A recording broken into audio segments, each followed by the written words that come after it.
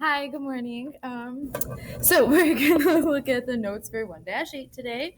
If you didn't know, today is sports day or team day for School Spirit Month. So hope you're repping your sports team. Anywho, so translating equation word problems. Whew. All right. So first little tidbit there asks you to watch out for subtraction. So when you're watching out for subtraction, that's that example that we talk about, that 9 less than 2.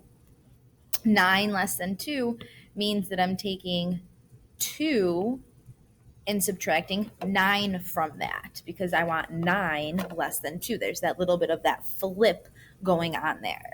So careful with that.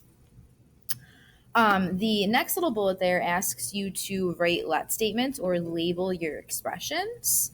And that's just going to be so we know what you're talking about. Like in this first example, there's Kirk and Brian and managers and Max and stuff.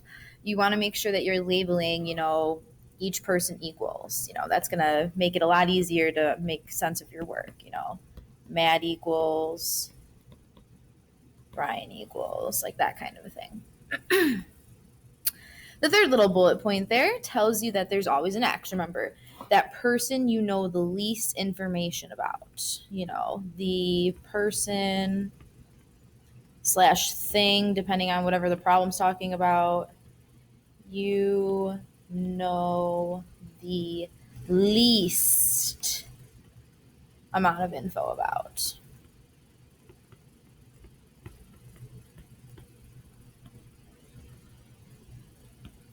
Boom.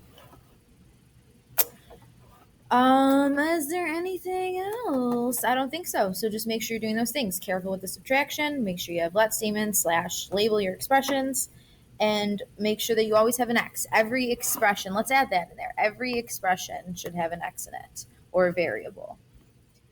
Every expression